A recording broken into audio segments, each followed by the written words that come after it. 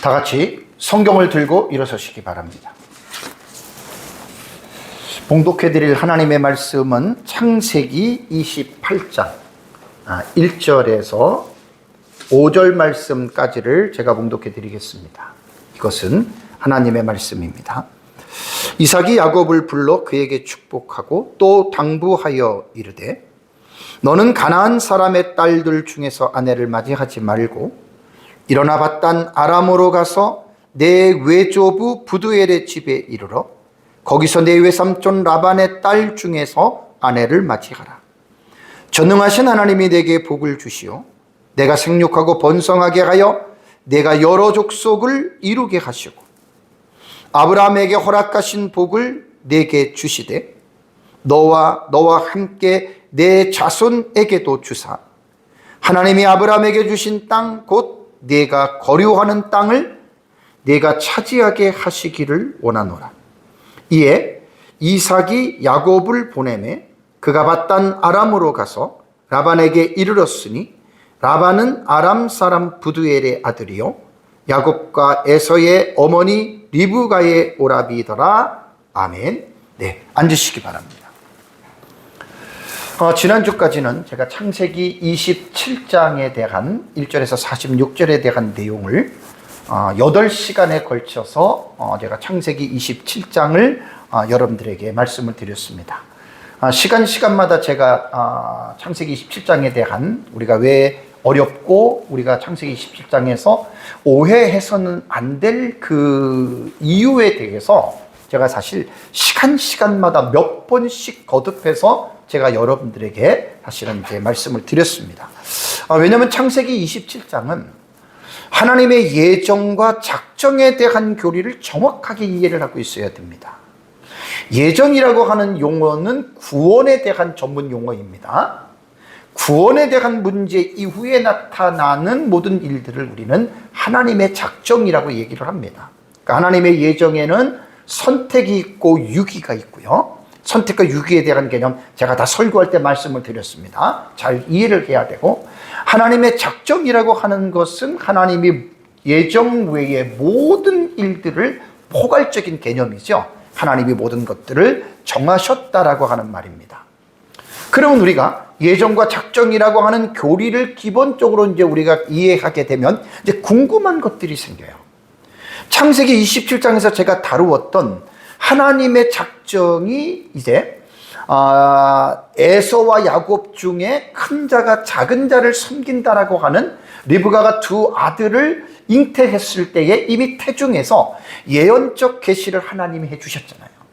근데 에서와 야곱이 태어나서 무슨 선이나 악을 행하기도 전에 하나님의 정하심의 작정은 하나님의 뜻에 따라서 이루어진다라고 로마서 9장에는 분명하게 이 사실을 적시하고 있습니다. 근데 하나님의 뜻이 이루어지는 과정을 볼 때 어떻게 이루어지죠? 이삭이 곧바로 야곱에게 축복하는 것이 아니라 리브가와 야곱이 둘이 거짓을 공모해서 아버지 이삭을 속이고 야곱이 그 축복을 받잖아요. 그렇다면 여러분, 우린 이것을 어떻게 우리는 이해를 해야 됩니까? 그래서 이 본문을 하나님의 예정과 작정에 대한 본문을 이해하지 못하면 하나님은 리브가와 야곱의 거짓을 통해서도 하나님께서는 역사하시는구나. 조금 뭔가 안 좋은 그 뉘앙스가 느껴지잖아요. 그죠? 심지어는 어떤 사람들은 하나님은 그 뜻을 이루기 위해서 리브가와 야곱의 거짓말을 통해서 그들을 거짓말을 시켜서 이것은 이제 조성이라는 말이에요. 거짓말을 조성해서 하나님께서 이루어졌다라고 말을 하는데 절대로 그렇지 않습니다.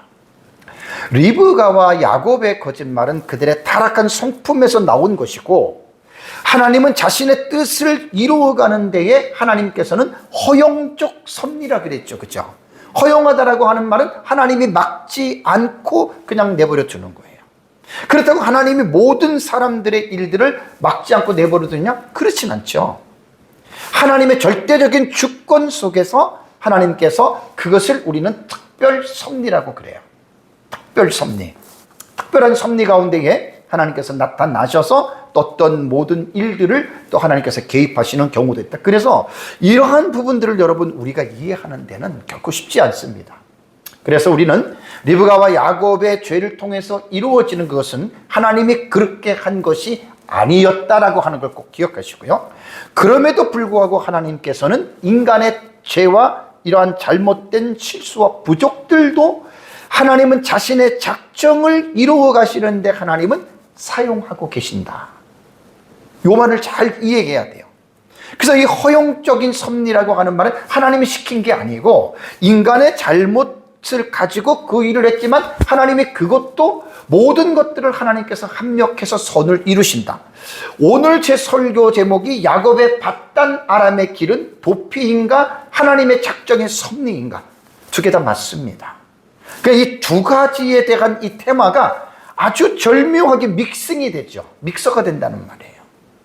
그래서 여기에서는 이것이 바로 하나님의 절대적인 주권 속에서 이루어지는, 그래서 오늘 이 설교를 들으면서 마지막에 제가 뒤에서 이제 요셉이라던가 모세라던가 그다음에 다윗에 대한 삶을 보면 정말 우리들이 세상에 살아가면서 우리의 잘못과 우리의 어떤 무지이지만 하나님은 그것을 합력하여 선을 이루어 가시는 정말로 위대한 예술가이십니다.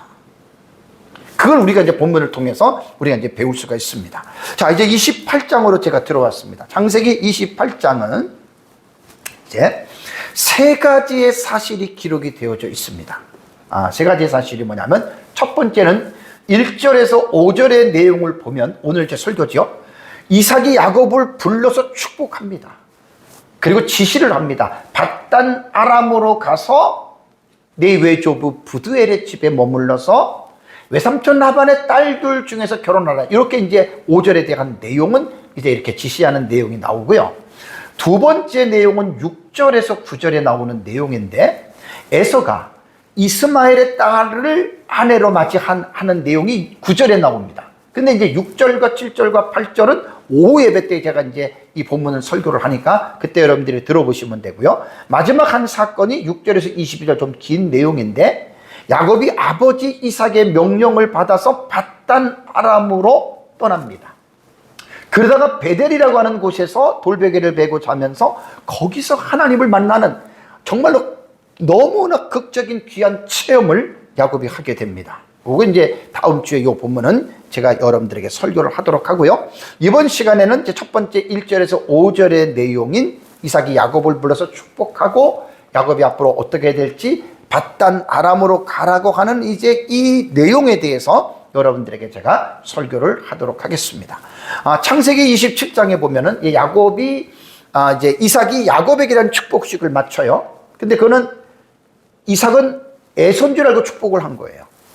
이 축복식을 마치고 나서 에서가 등장하고, 그리고 이것이 야곱이 거짓으로 아버지의 축복을 받았다라고 하는 생각을 듣고 이삭도 힘이 크게 떨면서 충격을 받고, 에서는 그것 때문에 동생에 대한 미움의 감정이 복받치고 분사라 그랬어요. 그 미움의 감정이 계속 지속되면서 결국 심중에 이르기를, 마음속에 생각하기를 야곱을 죽여야 되겠다라는 생각을 합니다.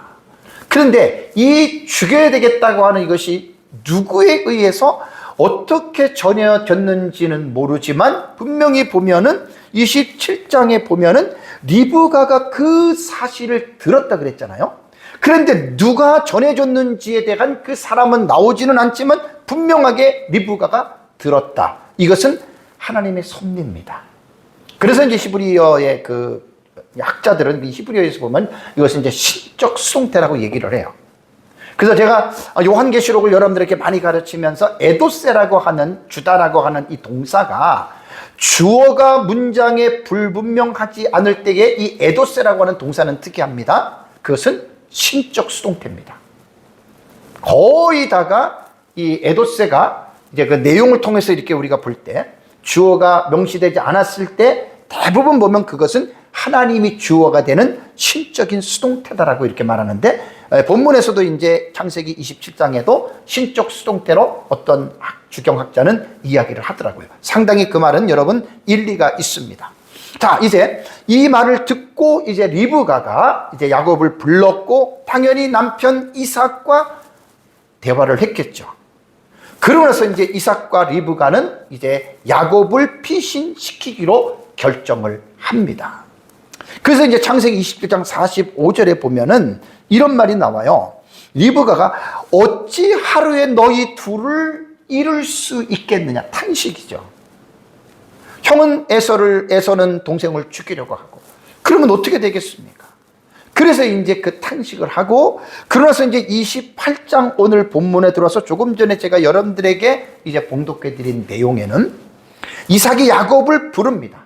이제 축복하고, 이제 밧단 아람으로 가서 외조부 부두엘의 집으로 가서 외삼촌 라반의 딸 중에서 아내를 맞이하라라고 하는 그 말이 이제 이 본문 문맥에 여러분 나옵니다.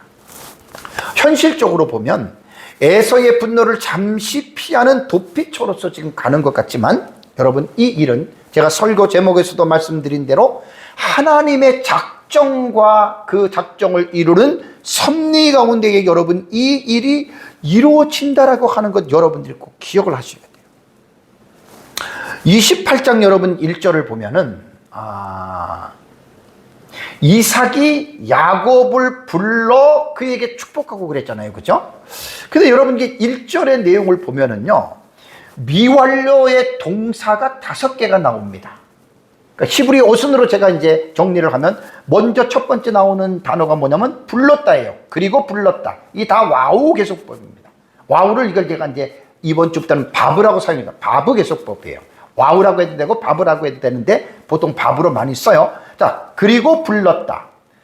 그 다음에 이제 주어와 목적어가 나와요. 이삭이 야곱을, 그 히브리 원문의 순서를 보면, 그 다음에 그리고 축복했다. 이건 동사예요. 이것도 바브 계속법, 이것도 PL, 이것도 미완료예요. 그리고 그에게 당부했다. 이것도 바브 계속법 PL 미완료입니다. 요게 이제 뒤에서 말씀을 드리겠지만 PL은 강조형이거든요. 강하게 명령했다라는 말입니다. 그리고 말하였다. 이것도 바브 계속법 할 미완료 형태예요. 동사잖아요. 그죠? 자, 그 다음에 마지막 5번째가 맞이하지 말아라. 부정어와 사용된 동사입니다. 맞이하다라고 하는, 이것도 전부 다 바브 계속법 할 미완료예요. 이거는 이제 뒤에서 말씀드리지만 절대적인 금지입니다. 그 다음에 아내, 딸들로부터 가나안. 그러니까 가나안의 딸들 중에서 아내를 맞이하지 말아라. 히브리어는 보통 보면 이제 우리나라의 언어와 이 구문의 순서가 다르잖아요. 그죠? 보통 뒤에서 보통 이렇게 올라옵니다. 우리말로 번역을 하게 되면. 자, 그렇다면 여기서 이제 자세하게 여러분들에게 제가 말씀을 드리면 이 5 동사가 뭐냐면 바브 계속법이에요. 그리고 이것은 지금 뭘 우리가 여러분 느낄 수가 있냐면, 여기에서 이 5 동사가 지금 흘러가는 게 뭔가 멈춤이 없이 흘러가죠. 그죠? 이게 바브 연속법이라는 거예요. 연속법. 그리고 불렀다. 그리고 축복했다. 그리고 당부했다. 그리고 말하였다. 그리고 맞이하지 말아라. 이 문장을 볼 때 뭔가 이 속도가 빠르게 진행이 되죠. 당연하죠. 5 동사가 전부 다 바브 계속법으로, 그것도 미완료형으로 이것이 진행이 되는 거예요. 여기서 우리는 뭘 느낄 수가 있냐면, 자, 하나님의 흐름은, 그러니까 하나님의 작정의 섭리가, 하나님의 그 역사는 인간의 실수에도 불구하고 하나님의 작정적인 섭리는 중단 없이 신속하게 진행이 된다라고 하는 것을 우리가 볼 수가 있는 거예요. 뒤에 자세하게 좀 말씀을 드리겠지만, 여기서 우리가 느낄 수 있는 게 뭐냐면, 이삭이 뭔가 심경의 변화가 지금 이루어지고 있는 거예요. 어떤 변화죠? 이삭은 에서와 야곱 중에 누구를 사랑했어요? 에서를 사랑했죠. 왜 사랑했다 그랬죠? 에서가 잡아다 주는 고기를 먹는 그 즐거움으로. 근데 여기서는 지금 이삭이 이제 정신을 차렸어요. 그러면서 이제 에서만을 사랑했던 육신적인 편애를 이삭이 내려놓고 하나님의 예언적인 계시를 따라서 이제 언약의 리더십을 이양한, 야곱이 가야 할 길을 제시하는 영적인 가장의 모습을 여기서는 이삭이 보여주는 거예요. 27장에서는 영적인 가장이 아니라 영적인 가장이지만 그가 뭔가 그 영적으로 정말 이 미숙하고 분별하지 못하는 그러한 정말 책임감이 없는 나약한 이삭이었다면, 28장에 들어와서는 이제 그 모든 것들을 다시 회복해서 영적인 가장의 이 모습을 지금 회복하는 겁니다. 그래서 이삭이 야곱을 불렀다. 그 다음에 어떻게 했습니까? 그에게 축복했다. 그리고 불렀다. 그리고 축복했다. 지금 빠르게 지금 이 템포가 문장 속에서 지금 빠르게 지금 이게 진행이 되는 것을 우리가 느낄 수가 있는 거예요. 축복하다라고 하는 말도 이것은 피엘입니다. 이거는 강조하는 거예요. 강조. 이것만 여러분들이 생각을 하시면 됩니다. 근데 여기서 이제 중요한 게 뭐냐면 축복을 했다고 했지만 어떤 내용으로 축복했는지에 대해서는 여러분 본문엔 안 나타나죠. 그죠? 그러나 축복을 했습니다. 자, 그렇다면 이삭이 27장에서 야곱을 축복할 당시에는 이삭은 몰랐어요. 에서인 줄 알고 축복을 했어요.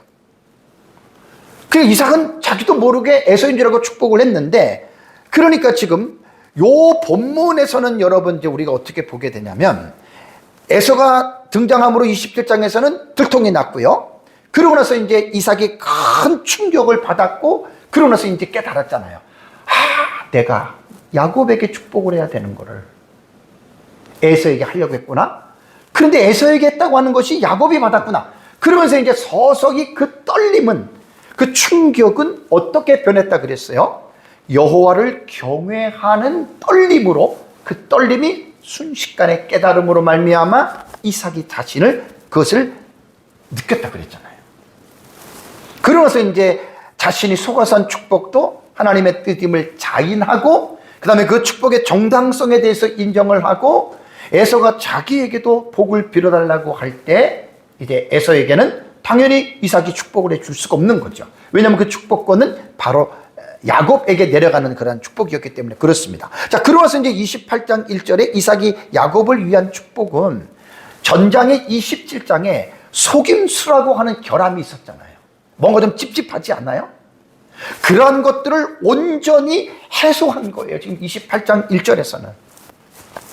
그러면서 이삭은 야곱을 언약의 가문의 합법적이면서도 영적으로 또 혹은 법적인 상속자로서, 공식적인 대표자로서 지금 야곱을 축복하고 있는 여러분, 이 사실을 여러분 우리는 봐야 됩니다. 자, 이제 이삭이 야곱을 축복함으로 말미암아 이제 언약 가문의 권위는 이삭에게 있었던 대표적인 권위가 야곱에게 이제 계승이 된 겁니다. 27장에서 이미 시작이 됐고, 28장에서는 이제 이삭이 온전하게 이제는 맑은 정신에서 이제 이 부분을 계승을 한 거죠. 그래서 이삭이 가지고 있던 모든 영적인 권위들과 또 이삭이 가지고 있었던 가문의 통치권, 재산권, 이러한 모든 것들이 이제는 야곱에게 이양된 거예요. 우리 여기서 이제 이 이삭이 야곱에게 축복했다라고 하는 말을 간단하게 우리가 보는 게 아니라, 지금 이제 그 뒤에 보면은 야곱은 어디를 가야 됩니까? 바단 아람을 가잖아요. 한 2주 정도 걸려요. 뒤에 제가 이제 지도를 말씀드리겠습니다. 그 머나먼 길을 가야 되는데, 그 길을 떠나기 전에 아버지 이삭으로부터 지금 가문의 공식적인 언약의 대표자로서 지금 축복을 받았잖아요. 야곱에게 있어서는 천만금보다도 훨씬 나은 영적인 자산이 된 거예요. 이제 야곱은 더 이상 한 사람의 개인이 아닙니다. 하나님의 나라라고 하는 이 구속사를 이어가는 책임 있는 리더십으로 지금 위임을 받은 막중한 사명을 짊어지고 바단 아람을 향하여 나아가는 사명자가 된 거예요. 그래서 이것을 어떤 학자들은 파송식이라 그래요. 맞습니다. 겉으로 볼 때는 형의 분노를 피해서 피신하는 길이지만, 영적으로 볼 때는 피신하는 길이 아니라 막중한 사명을 리더로서 위임을 받고 그 길을 이루어 나가는 사명자로서의 파송의 장면이다라고 여러분 우리가 본문을 보면 충분히 이해가 됩니다. 자, 야곱이 이삭의 축복을 받고 떠나는 바단 아람을 향해 가는 이 여정은, 이때부터 이제 우리가 뒤에 이제 앞으로 계속 볼 텐데요. 35장까지는, 28장에서 35장까지는 야곱이 주인공이 되는 내러티브예요. 거기서 우리가 쭉 보면은 하나님의 절대적인 인도하심과 하나님의 복이 한시라도 야곱을 떠나지 않아요. 그리고 하나님은 야곱의 삶을, 그와 자손들의 삶을 늘 함께 하시고, 그 험난한 세상의 여러 가지 위험 속에서도 하나님께서 야곱과 그의 가족들을 지켜주시는 놀라운 장면들을 앞으로 우리는 보게 될 것입니다. 자, 그리고 나서 이제 1절과 2절의 내용은 뭐냐면, 이삭이 야곱에게 당부하는 사실이 나옵니다. 축복했어요. 근데 그 축복의 내용은 우리가 나오지 않는다 그랬죠. 그죠? 그러고 나서 이제 당부를 합니다. 명령을 합니다. 두 가지가 나옵니다. 첫 번째가 뭐냐면, 가난한 사람의 딸들 중에서는 아내를 맞이하지 말아라. 당부하여 이르기를, 당부라고 하는 말은요, 이게 명령하다, 부과하다, 부탁하다라고 하는 뜻이에요. 그러니까 여기서는 명령했다라고 우리가 보면 됩니다. 명령하고 그 뒤에 보면은 맞이하지 말고 말한다라고 하는 또 바요메리가 또 나와요. 말했다라는 말을. 그러니까 이것은 명령으로 보는 것이 좋습니다. 그래서 아까 말씀드린 대로 이것은 피엘은 강조형이에요.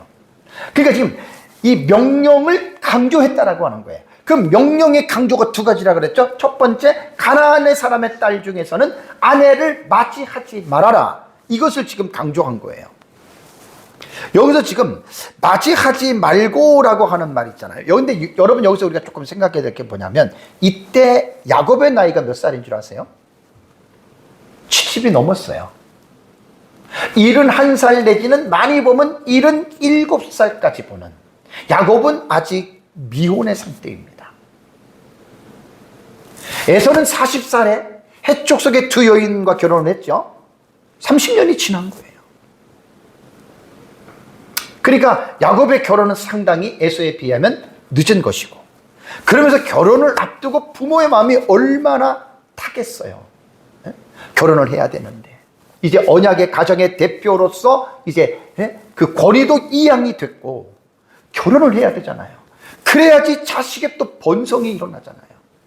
그 부모 마음이 얼마나 탔겠습니까? 그런데 조건이 뭐냐면, 가나안의 사람의 딸들 중에서는 아내를 삼지 말아라 라는 말을 한 겁니다. 이게 맞이하지 말고는 두 단어예요. 로라고 하는 단어와 티카으라고 하는 두 단어거든요. 로는 뭐냐면, 지난번에 제가 설명을 했잖아요. 이게 부정어예요. 말아라, 하지 말아라, 그런 뜻이고, 티카으라고 하는 이 단어는 뭐냐면 라카으라고 하는 이것이 취하다, 맞이하다라는 말이거든요. 그러니까 부정어니까 맞이하지 말아라는 거예요. 근데 히브리 문법에서 보면은 이게 지금 동사가 미완료 동사예요. 라카으가 미완료 동사예요. 히브리 문법에서 부정어 로와 그 다음에 알이라고 하는 부정어가 있습니다. 알이라고 하는 이 부정어가 있는데, 로라고 하는 부정어와 알이라고 하는 이 부정어는요, 미완료 동사와 함께 사용이 될 때, 특히 로 같은 경우는 단순한 부정이 아니에요. 원칙적인 금지예요. 그래서 제가 절대 금지라는 말을 지난번에 몇 주 전에 설교한데 기억나시죠? 그죠? 로, 하지 말아라. 이것은 절대적인 금지. 그래서 십계명을 보면은요, 전부 다 부정명령에 보면은 이 로가 다 들어가고 그 뒤엔 전부 다 미완료 동사입니다. 그냥 맞이하지 말라는 게 아니에요. 절대적으로 이거 원칙적인 금지예요. 이 알 부정어와 이 미완료 동사 같은 경우는 단순한 순간 명령, 내가 하고 있는 것을 지금 하지 말아라, 이렇게도 되겠지만, 로가 들어가는 여러분 이 부정명령어는요, 원칙적으로 금지입니다. 자, 이삭이 야곱에게 지금 가난한 여자를 취하지 말라라고 한 것은, 왜 이것은 원칙적으로 절대 금지로 우리가 봐야 되냐면, 이 의미가 있는 거예요.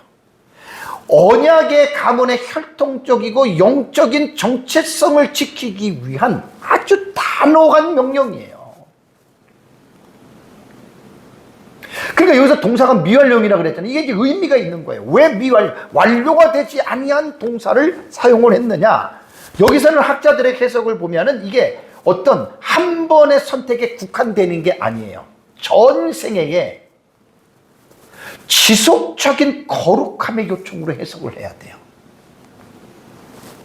그러니까 너가 지금 가서 가난한 여자 거기서만이 아니라 너가 돌아와서도 너의 생애 평생 동안에 가난한 여자는 안 된다. 절대 금지다.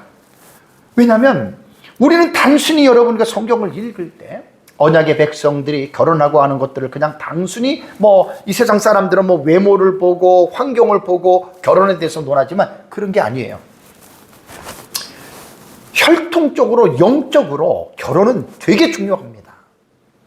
어떤 배우자를 만나느냐에 따라서 그 자식이 영향을 받고 영적으로도 종교적으로도 반드시 영향을 받습니다.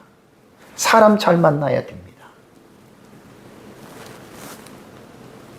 그래서 야곱은 아버지 이삭의 말에 순종해서 결론적으로 보면 가나안 여인 아내로 맞이하지 않습니다.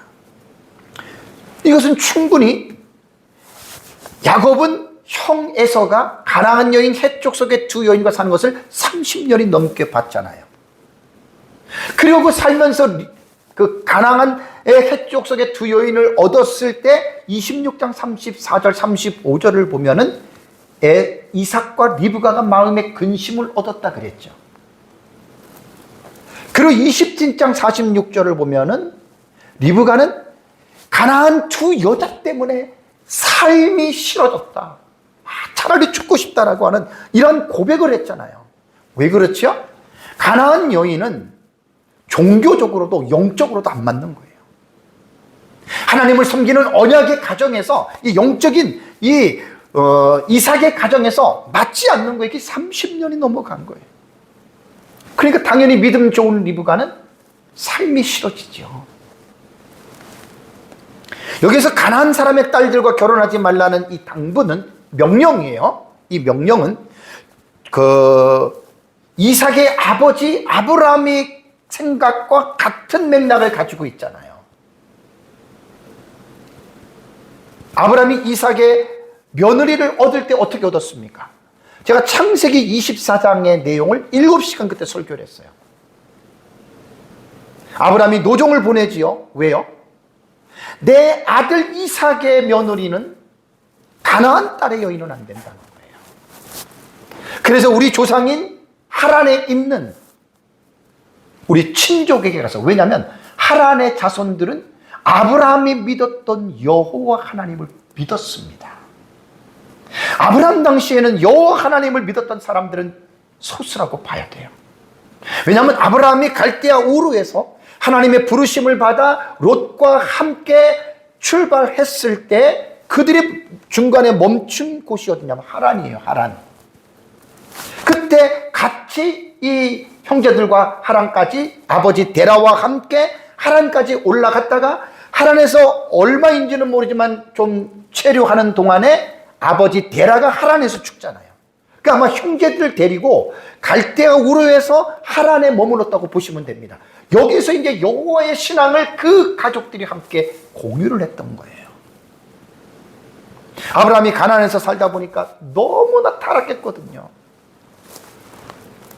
그래서 아브라함은 내 아들 이삭만큼은 올바른 며느리를 선택해야 되겠다. 그래서 종을 보내가지고 하란으로 부드엘의 가정 가서 그 하란에서 부드엘의 가정에 만나게 돼서 거기서 리브가를 만났던 것이 아닙니까? 이것은 왜 그러냐면 또 말씀을 드리지만 이 결혼이라고 하는 것은 되게 중요합니다. 어떠한 상대를 만나느냐에 따라서 달라지는 거예요. 그러니까 우리는 보통 생각하면 상대가 돈이 많다 그러면 그 돈 때문에 이것만 생각하는데 그리스도인들은 물질이 중요한 게 아니에요. 그렇다고 물질이 필요 없다는 것도 아니에요. 그것보다 더 중요한 게 뭐냐면 영적인 겁니다. 내 배우자가 남편이든 아내든 하나님을 믿지 않아요. 세상의 쾌락 가운데 빠져 있어요. 여러분 뻔한 거예요. 뻔한 거예요. 돈 많아 보세요. 권력 있어 보세요. 뻔한 거예요. 남자나 여자나. 세상에 빠져도 뭡니까? 먹고 즐기고 그거거든요. 너무 많아지면 너무나 큰 쾌락을 즐기다가 얼마나 많은 사람들이 무너집니까? 인생을 살아본 사람들은 이걸 다 압니다. 저는 목회를 36년 했기 때문에 말도 못하는 사람들을 많이 봤어요. 돈이 필요 없다는 말이 아니에요. 그것보다 중요한 게 영적인 성향이에요. 겸손하고 정직하고 진실하고 하나님을 잘 믿는 사람을 배우자로 만나면 그게 최고 복이에요. 가정도 깨어지지도 않고 자식도 잘 되고 계속 복이에요. 근데 여기서 한 가지들이 신앙적인 영적인 것들이 없이 결혼했어요. 돈은 많아요. 자식 잘 태어났어요. 결과들이 거의 안 좋잖아요. 오늘날 그리스도인들이 자신의 배우자를 선택하는데 이게 너무 중요한 겁니다. 차라리 마음에 맞는 사람이 없으면 믿음의 사람들을 만나지 못하면 혼자 사는 게 나아요. 왜? 잘못된 사람을 만나가지고 불행하게 사는 사람들을 제가 너무 많이 봤거든요. 정말 너무 많이 봤어요. 그래서 배우자를 선택하는 일은 매우 신중해야 되기 때문에 왜 이삭이 자기 아들 야곱을 먼 타국으로 보내면서 이것을 절대 금지, 로 플러스 미 완료 동사잖아요. 왜 절대적으로 안 된다라고 말을 했을까요? 그것이 아버지가 아들을 사랑하는 마음입니다. 두 번째 내용이 2절에 나옵니다. 일어나 밧단 아람으로 가서 내 외조부 부두엘의 집에 이르러 거기 내 외삼촌 라반의 딸 중에서 아내를 맞이하라. 구체적으로 지시를 했습니다. 본문에서는요, 장소를 지시하는 두 가지의 지시어가 나옵니다. 밧단 아람이 나오죠. 외삼촌 라반의 딸 집, 부두엘의 집 나오죠. 장소를 두 군데를 지시했고, 이 문맥 속에서는 보내는 목적에 대해서도 나옵니다. 아내를 맞이하라. 이 목적이에요. 목적지가 밧단 아람입니다. 밧단 아람은 창세기 24장 10절에 제가 그때 보여준 PPT 자료를 여러분들에게 보여줍니다. 그 당시에는 메소포타미아 나홀 성으로 말을 했고요. 그 외조부 집이 그 야곱에게는 이제 외조부가 되는 거예요. 야곱에게는. 이삭에게는 이제 장인이 되는 거고. 부두엘의 집에 이르러 내 외삼촌 라반의 딸, 라반이 누굽니까? 이제 뒤에서 제가 족보를 말씀드릴게요. 리브가의 오라버니예요. 다 지금 연관이 되잖아요. 거기서 아내를 맞이하라고 말을 했습니다. 자, 제가 창세기 24장 10절을 말을 할 때에 아브라함의 종이 낙타중 10피를 끌고 주인의 좋은 곳을 가지고 메소포타미아로 가서 나홀성에 이르렀다 그랬죠. 그죠? 헤브론에서 출발해가지고 하란은 여기까지 올라간 거예요. 그래서 제가 하란까지의 거리를 헤브론에서 800에서 950km, 왜냐하면 직선거리가 아니라 우리가 볼 땐 직선거리지만 상당히 돌아가야 되고 이러한 거리들이 있거든요. 혼자 걸어간 게 아니라 낙타를 동반하는 행렬이기 때문에 하루에 40에서 50km를 꾸준히 이동했다 하더라도 아브라함의 종은 2주 정도에 걸려서 혹은 한 달 정도 걸렸을 것으로 추정합니다. 물론 야곱은 혼자 가기 때문에 상당히 이제 거리는 좀 줄어들 수가 있습니다. 지도상으로 볼 때 아브라함 당시에 아람이라고 하는 나라는요, 에어리아를 범위를 이 정도로 가지고 있어요. 여기 다메섹이거든요. 나중에 이제 우리가 분열한국 공부할 때 다메섹이라고 하는 공부할 때가 여기쯤 되는데 조금 더 지도를 넓게 보겠습니다. 다마스쿠스가 여기에 다마스쿠스가. 그리고 나서 이제 밧단 아람 여기는 밧단 아람 지역이 여기가 하란이에요. 하란. 그래서 제가 그때 24년 10절을 설교를 할 때 메소포타미아라고 하는 이 단어가 아람 나하라임이라고 하는 건 뭐라면요, 히브리어가 아람 나하라임이에요. 아람 나하라임을 왜 창세기 24장 10절에는 메소포타미아라고 번역을 했냐? 그냥 아람 나하라임으로 번역을 했어야 됩니다. 그때 제가 5번 사용되었던 용례를 가지고 제가 신약 성경에 나타난 메소포타미아 용어 그때 말씀을 드렸는데 이건 생략을 하겠습니다. 어쨌든 이런 위치고요. 다른 지도, 인공위성으로 찍은 곳으로 볼 때는 우르가 여기고요. 하란 지역이 이 하람인데 이게 하란 여기입니다. 하란. 여기를 말하는 거예요. 여기 이제 티그리스 강이 있고 유프라데스 강이 있잖아요. 두 강 사이입니다. 이렇게 지금 이제 간다라고 하는 그런 말이고요. 그럼 여기서 이제 우리가 족보를 보겠습니다. 자, 24장 24절에 리브가가 뭐라고 아브라함의 종에게 얘기를 하냐면, 나는 밀가가 나홀에게서 낳은 아들 부두엘의 딸입니다. 이렇게 말을 했어요. 근데 여러분 이 가계도를 보면 데라라고 하는 사람이 아브라함의 아버지잖아요. 그죠? 데라는 하란과 나홀과 아브라함이라고 하는 세 아들을 낳고 다른 여인을 통해서 사레라고 하는 딸을 낳습니다. 밀가가 나홀에게서 낳은 아들, 밀가는 여기에 있죠. 그죠? 나홀에게서 여자고 나홀에게서 낳은 아들 부두엘의 딸입니다. 이렇게 되는 거예요.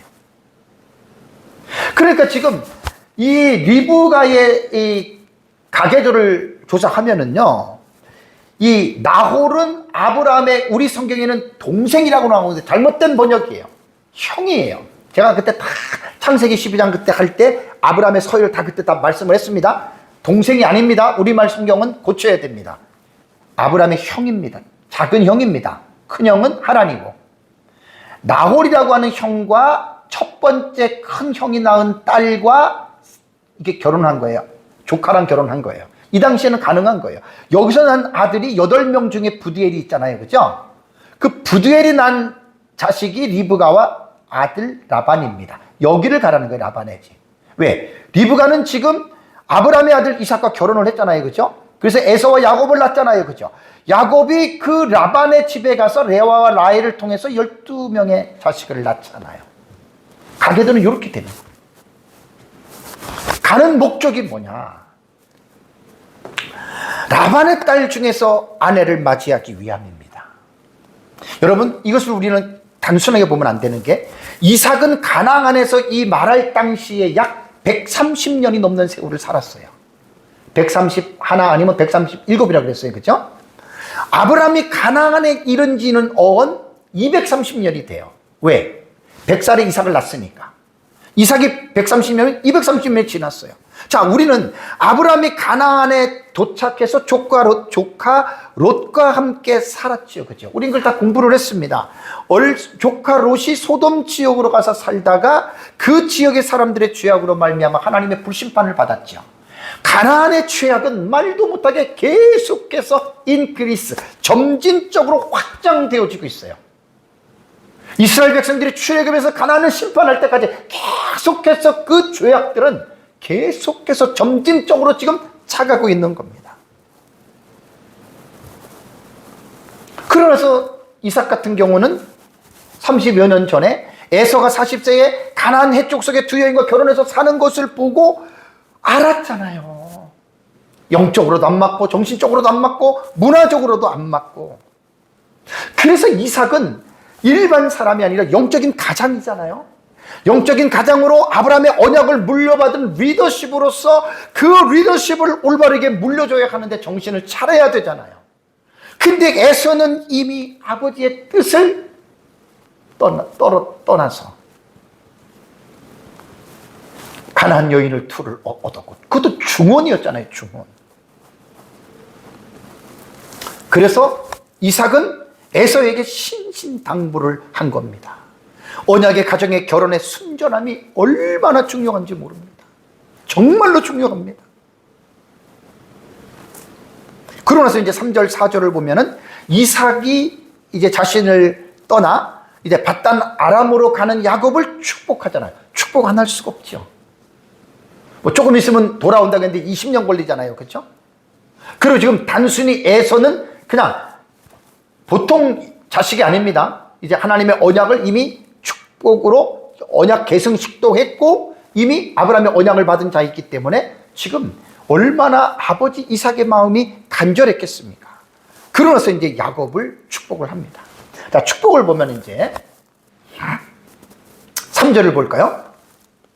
3절을 보시면 전능하신 하나님이 내게 복을 주시어 내가 생육하고 번성하게 하여 내가 여러 족속을 이루게 하시고, 이게 다 아브라함의 복에 쫙 그 복이 그대로 내려가는 거예요. 자, 여기서 전능하신 하나님을 먼저 우리가 볼게요. 베엘 샷다이 이렇게 되는 거예요. 이 접속사에 그리고 엘 샷다이라고 하는 말입니다. 여기에서 전능자라고 하는 말은요, 이 샷다이라고 하는 단어거든요. 올마이디예요. 구약 성경에 하나님의 호칭으로 전능자가 사용되었습니다. 샷다이가. 구약 성경에 48번 나오고 하나님의 칭호 중에 하나로 사용이 되었는데, 이 단어는 놀라운 게요, 욥기서에서만 48회 중에 31번이 나옵니다. 거의 3분의 2 이상이 욥기서에서 사용이 되었어요. 그리고 70인역 헬라어에는 판토크라토르로 이 단어가 사용이 됐고요.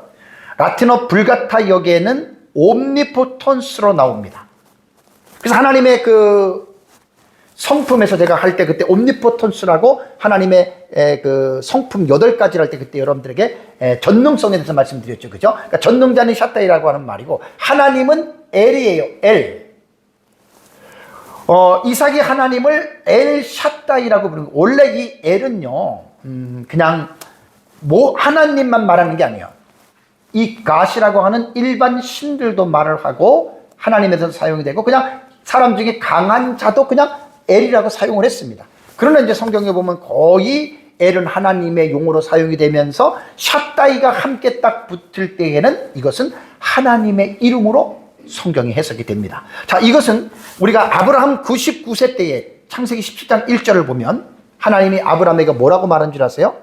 나는 전능한 하나님이라 이렇게 말했잖아요.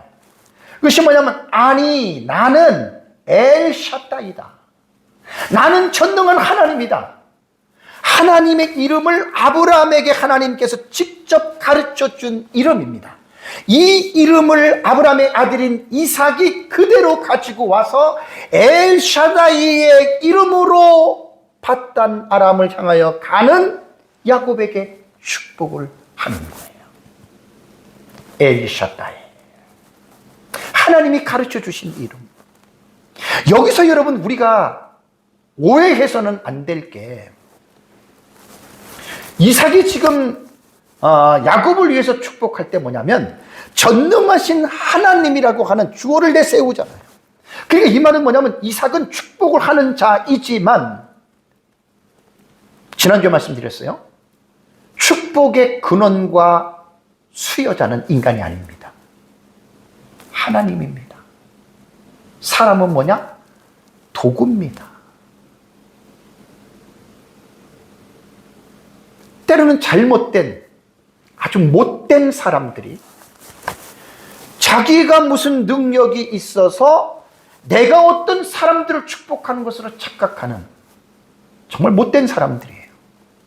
정말 못된 사람들이에요. 도둑 거시기예요. 남자는 도둑모고 여자는 도둑이. 이런 사람들이 꽤 있습니다. 교회 안에. 특히 사역자들 안에. 정말 나쁜 사람들입니다. 정말 심판을 받아야 할 사람들입니다. 어떻게 능력이 자기에게서 나옵니까? 그 자체가 그 사람 이상한 사람 아닙니까? 정말 못된 사람이, 악한 사람이에요. 저주를 받아야 돼요, 그런 사역자들은.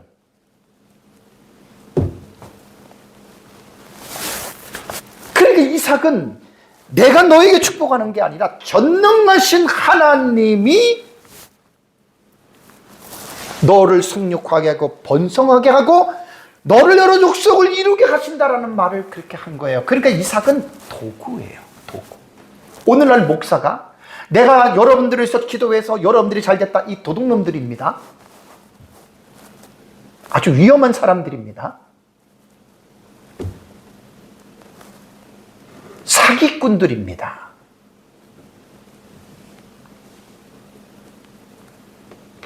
그런 사역자들이 좀 있어요. 교회들마다. 그런 사람 만나면 불행해집니다.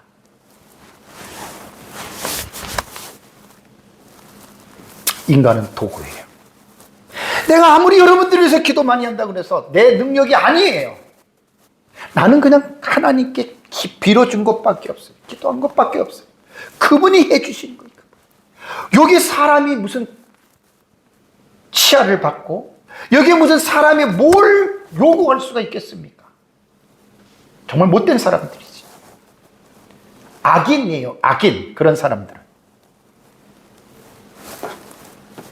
성경을 제대로 보셔야 됩니다.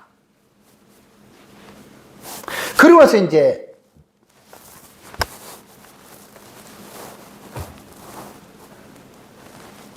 창세기 28장 복의 내용을 말씀드릴게요. 이게 지금 뭐냐면 이삭이 지금 내 이름을 창대하게 한다. 너로 인해서 지금 여러 족속을 이루게 한다라고 하는 말은 뭐냐면 창세기 12장 2절 하나님이 아브라함에게 하신 축복의 그 내용 그대로 간 거잖아요. 하나님이 아브라함에게 내가 너로 큰 민족을 이루게 하고 내가 복을 주어 내 이름을 창대하게 하리니 그 내용이에요. 창세기 12장 1절 1시간, 2절 1시간, 3절 1시간, 3시간 제가 그때 본문 가지고 설교를 했어요. 그것이 그대로 이어지는 거예요. 이게 하나님이 아브라함에게 주신 그 언약이 그렇게 이어진다는 말이에요. 이삭이 야곱을 해서 빌어주는 게 뭡니까? 4절에 아브라함에게 허락하신 복을 내게 주시되 그랬잖아요. 이삭은 도구예요. 언약의 가장이지만 인간은 절대로 무엇을 할 수 있는 능력이 전혀 없는 무능한 자입니다. 때로는 성도들이 우리 목사님이 기도하면 하나님이 기도를 잘 들어주니까 목사님에게 기도를 부탁해야 되겠다. 기도 부탁하는 좋은데 만약에 목사가 무슨 하나님의 특별한 종이 되고 목사가 무슨 그런 사람으로 본다면 그건 성도들이 잘못 본 거예요. 목사의 기도면 여러분 위대한 줄 아십니까? 천천만만해요. 그렇게 가르친다면 그 사람 위험한 사람입니다. 나는 아주 나쁜 사람이라 그래요. 목사람은 나쁜 놈들이에요. 오해하지 마세요. 정말 너무 내가 마음이 아파서 그래요. 지금 아브라함에게 허락하신 복을 내게 주시되 이삭이 주는 게 아니잖아요. 이삭이 복 받은 것도 아브라함이 준 게 아니고 하나님이 아브라함을 통해서 준 거잖아요. 그 복을 자기도 하나님이 받은 복을 그대로 전수해 주는 게 이게 언약의 족장이 하는 일이거든요. 인간이 뭘 할 수 있겠습니까, 여러분? 저와 여러분들이 뭘 할 수 있겠습니까? 인간은 무지하고 무능한 자입니다. 그런 인간에게 뭘 요구하고 무엇을 바랄 수가 있겠습니까? 돈을 싸질러 가지고 그 사람한테 기도받으면 응답받는다고요? 전부 다 사기꾼의 계략에 휘말린 사람들입니다. 사역자들은요, 거저 받았으니 거저 주는 사람들 아니에요? 내가 여러분들에서 기도했는데 알아달라? 그것도 웃긴 사람이잖아요. 진정한 종의 자세를 가진 사람이 아니에요. 목사님한테 안수받으러 가는데 몇십만 원, 몇백만 원 갖고 간다? 그거 완전 장사꾼입니다. 장사꾼. 그런 교회 제가 얘기를 해볼까요? 안 하겠습니다. 인터넷 맞추면 다 나오거든요. 이단과 사이비들이 그렇게 해서 성도들의 돈을 끄집어 내가지고 말할 수 없이 교회 재정을 키우고 땅도 사고 뭣도 사고 그래서 뭐 한 줄 아세요? 온갖 못된 데 쓰지요. 복의 근원자와 수요자는 인간이 아닙니다. 착각하지 마십시오. 피차에. 성도들도 착각하면 안 되고 사역자들도 착각하면 큰일 납니다. 여기서 지금 아브라함이 허락하는 복을 주시되 너와 함께 내 자손에게도 얘기를 하자. 그러니까 내려가는 거예요. 그러니까 창세기 12장 1, 2, 3절 제가 3시간 설교할 때 그 설교를 잘 기억하면 그냥 끝까지 내려가요. 우리에게도 이 복이 내려온 거예요. 신약시대 우리도. 하나님이 아브라함에게 주신 땅 곧 내가 거류하는 땅을 가나안 땅이죠. 내가 차지하게 하시기를 원하노라. 이삭이 야곱을 위해 축복한 자손들이 얻을 가나안 땅은요, 700년 지난 뒤에 역사적으로 여러분 성취된다 그랬죠. 자, 시간상 간단하게 말할게요. 여호수아 21장 43절 45절에 보면 이때 이제 이 아브라함에게 준 복이 700년이 지난 다음에 이루어져요. 자, 여호와께서 이스라엘의 조상들에게 맹세하사 주려 하신 온 땅을 이와 같이 이스라엘에게 다 주셨다. 아브라함에게 말한 것이 1차적으로 성취가 됐어요. 여호와께서 그들 주에 안식을 주셨어요. 땅을 주시면서 그 조상들에게 맹세하신 대로 했다. 아브라함에게 맹세하신 대로 지금 준 거예요. 700년 지난 다음에. 그들의 모든 원수들 중에서 그들과 맞선 자가 하나도 없고 가나안 전쟁은 하나님이 개입하셔서 이기게 하신 전쟁입니다. 이스라엘의 능력으로 이긴 것이 아닙니다. 착각하면 안 됩니다. 여호와께서 그들의 모든 원수들을 그들의 손에 넘겨주었잖아요. 여호수아가 무슨 계략을 잘 세우고 이스라엘 백성들이 어떤 군사적인 능력이 있어서 이긴 게 아니에요. 하나님이 원수들을 그들의 손에 넘겨주었다. 여리고성을 여러분 정복할 때 무슨 무기 하나로 정복했습니까? 말씀 순종해서 그냥 무너져 버렸잖아요. 그래서 45절에 여호와께서 이스라엘 족속에게 말씀하신 선한 말씀이 하나도 남음이 없이 다 응하였더라. 성취가 됐잖아요. 700년 걸렸습니다. 그리고 이제 5절에 보면 이에 이삭이 야곱을 보내매 그가 밧단 아람으로 가서 라반에게 이르렀으니, 이게 우리말 번역이에요. 이게 잘못된 거예요. 라반은 아람 사람의 부두엘의 아들이요 야곱과 에서의 어머니 리브가의 오라비더라. 이게 지금 노란색 이거요. 라반에게 이르렀다. 원문에 없어요. 이 단어의 의미가.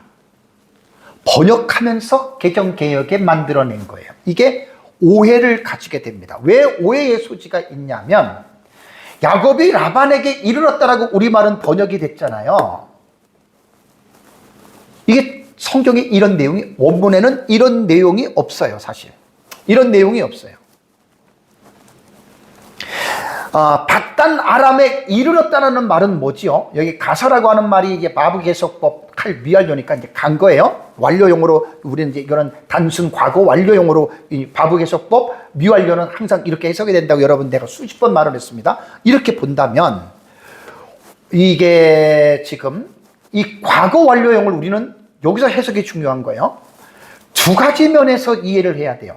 밧단 아람으로 떠났다, 갔다라는 것과 아니면 밧단 아람에 어떻게 도착했다라고 하는 두 가지 의미를 구분해야 됩니다. 자, 우리말 성경은 어때요? 우리말 성경은 이르렀다 그랬으니까 뭐죠? 도착한 거예요. 이거 과거 완료용 해석을 잘해야 돼요. 지금 이거 5절의 내용으로 미루어 볼 때에 야곱은 이삭의 말을 듣고 고향에 떠났다고 보아야 됩니다. 이게 원래 원문은 이렇게 나오는 거예요. 그래서 우리말은 도착한 것으로 번역을 했어요. 이르렀으니 라반은 원문을 읽을 때는 이런 뉘앙스가 안 나와요. 그냥 구겨서 번역하는 사람들이 집어넣은 거예요. 저는 참 목회 36년 하고 나이가 이제 60대 지금 중후반을 넘어가면서 약간 한 5, 6년 전부터 제 설교가 주의 설교를 흠모하고 주의 설교하면서 어려움을 겪고 있지만 원문을 보면서 우리말을 번역을 볼 때 너무나 잘못된 번역이 한두 가지가 아니에요. 제 설교 때 강의 때 딱 한 말을 합니다. 뭐 제가 다 발견한 것도 아니에요. 그냥 공부하다 보면 너무나 잘못된 게 너무나 많아요. 물론 성경을 번역하는 학자들이 의역을 할 때가 있기는 해요. 그것 가지고 뭐라고 하는 게 아니라 시제상으로든가 시상이라든가 이런 부분에서 잘못된 번역들이 얼마나 많은지 몰라요. 그래서 제가 원문을 볼 때 중요한 게 뭐냐면 미시문법은 우리말로 번역하는데 힘들다 그랬어요. 원문을 아는 사람만 미시문법을 읽을 수가 있어요. 그러니까 정말 잘못된 해석들이 번역들이 너무 많아요. 너무 많아요. 이렇게 말하면 이제 어떤 목사님들은 자기 원문을 안 보니까 저에게 뭐라고 하겠죠? 겸손하게들 배우셔야 됩니다. 나이가 들어서도 배우셔야 됩니다. 그리고 우리말 성경을 제가 봤을 때 공동 번역이 가장 잘 번역했어요. 이렇게 말했습니다. 그리고 이삭은 야곱을 떠나 보냈어요. 그리고 야곱은 밧단 아람으로 아람 사람 부두엘의 아들 라반을 찾아 길을 떠났다. 그러면서 이제 라반이 어떤 사람인지를 부연 설명하잖아요. 라반은 야곱과 에사오의 어머니요 리브가의 오라버니였다. 이게 가장 정확한 번역이에요. 근데 표준 세번역을 봤더니 두 가지 의미를 다 꾸겨 넣었어. 이삭은 야곱을 보냈다. 맞잖아요. 그가 밧단 아람으로 가서 라반에게 이르렀다. 도대체 이 번역은 뭘까요? 이 학자들이 도대체 어떤 의도를 가지고 이렇게 번역을 했을까요? 저는 목사인 입장에서 충분히 말할 수 있는 자격이 있는 거예요. 어떻게 이 두 가지를 이렇게 섞어서 그 얼마나 보는 사람들에게 혼동이 되겠단 말이에요. 후 문맥으로 볼 때 10절의 야곱은요 밧단 아람으로 출발을 합니다. 10절에 가서. 그러니까 본 문맥에서는 그냥 서론적인 어떤 서막적인 개념에서 보냈다 이렇게 보는 게 나은 거예요. 그리고 사실은 29장 1절을 보면은 그때 야곱이 도착을 합니다. 동방 지역에. 그렇게 나옵니다. 사랑하는 성도 여러분, 창세기 28장부터 35장까지는 야곱의 내러티브를 중심으로 서사가 진행이 되는 거예요. 이번 시간은 제가 28장 첫 단락의 내용으로서 이삭의 아들 야곱이 자신의 고향 가나안을 떠나 밧단 아람에 있는 외삼촌 라반의 집으로 출발하는 그 아버지의 명령에 관한 이 부분에 대해서 여러분들에게 제가 말씀을 드린 겁니다. 야곱이 하란으로 갈 때 왜 가지요? 왜 야곱이 부모와 형제를 내버려 두고 왜 급히 지금 밧단 아람으로 가야 합니까? 에서의 동생에 대한 미움과 분노가 극도에 차서 죽이려고 하는, 그래서 하루에 둘을 잃기가 싫어서 이삭과 리브가는 잠시 분리시키는 거예요. 세퍼레이트다. 분리를 시키는 거예요. 잠시라고 생각했던 것들이 20년이라고 하는 세월을 지나면서 놀라운, 야곱에게 있어서는 완전히 새로운 지평이 열리잖아요. 가장 중요한 결혼을 거기서 하잖아요. 라반의 두 딸인 레아와 라헬, 그리고 빌하와 실바라고 하는 종들까지. 이 다처에 대해서는 제가 그 본문에서 다루겠습니다. 다처에 대해서도 하나님이 그렇게 줬다고 생각하면 안 되는 거예요. 잘못된 건 그때 내가 하는 걸로 하고, 어쨌든 거기서 12명의 아들을 낳잖아요. 20년 지난 다음에 가나안으로 컴백하잖아요. 집으로 돌아오잖아요. 안타깝게도 엄마는 그 이전에 죽은 것으로 봅니다. 가족의 불행이에요.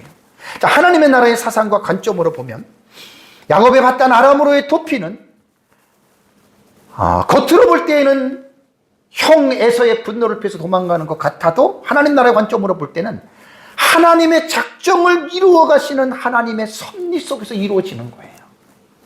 여기에서 하나님은 야곱을 통해서 언약의 가문을 새롭게 세우는 하나님의 역사를 나타내기 위한 서사라는 말이에요.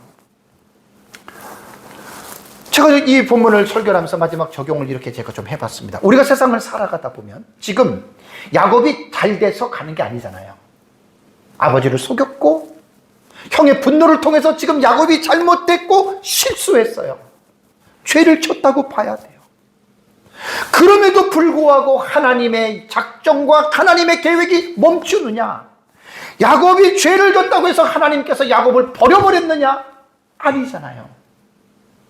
부족과 연약과 실수와 잘못이 있었음에도 불구하고 하나님이 야곱을 향하신 그 작정에 대한 계획은 한시라도 멈추지 않고 중단되지 아니하고 그 일을 하나님이 진행해 가시는 것을 우리는 봐야 됩니다.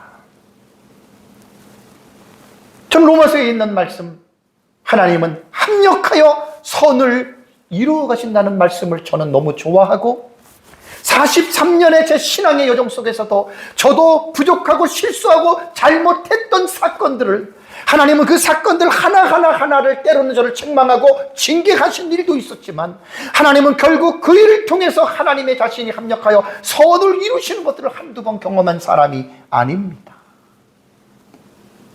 인간의 생각과 하나님의 생각이 다르고 인간의 길과 하나님의 길이 다르고 당연히 하나님의 생각과 하나님의 길이 우리의 생각과 길보다 훨씬 더 월등하죠. 지난주에 제가 여러분들에게 말씀을 제가 드렸습니다.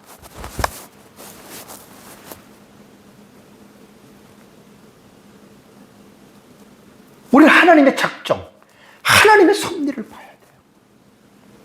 내가 잘못했어도 요셉을 생각해 보십시오. 요셉은 야곱의 11번째 아들로 태어나서 야곱이 요셉을 편행했잖아요. 형제들의 시기와 질투를 통해서 애굽으로 팔리게 되잖아요. 요셉이 뭔 잘못을 했어요? 근데 그 팔리는 것을 통해서 하나님 어떤 일을 이루세요? 요셉이 애굽의 총리로 세워서 형제들을 구원하는 데 사용하지 않습니까? 이게 하나님이 이루어 가시는 거예요. 모세를 생각해 보십시오. 바로의 공주의 아들로서 왕자로서 애굽의 궁궐에서 성장하지요. 40세 되던 해에 자신의 혈기를 이기지 못해서 동족의 문제에 관여해서 애굽 사람을 쳐 죽이고 땅에 파묻었는데 걸려서 어떻게 됩니까? 모세가 애굽에 궁궐에서 도망자가 되잖아요. 미디안 광야에서 40년의 세월을 보내잖아요. 인간적으로 볼 때 얼마나 처참하고 얼마나 비참합니까? 왕자로서의 그 호화스러운 삶을 버리고, 모세의 잘못이잖아요. 자기가 살인해서 그렇게 된 거잖아요. 그럼에도 불구하고 하나님은 광야 40년을 결코 헛되게 보낸 게 아니잖아요. 모세를 다듬고 모세를 하나님께서 만지셔서 40년 지난 다음에 이스라엘 백성들이 애굽에서 나올 때에 그를 애굽의 지도자로 삼아가는 하나님의 작정의 섭리를 보십시오. 마지막으로 다윗. 소년 시절에 사무엘 아마 17세 정도가 돼요.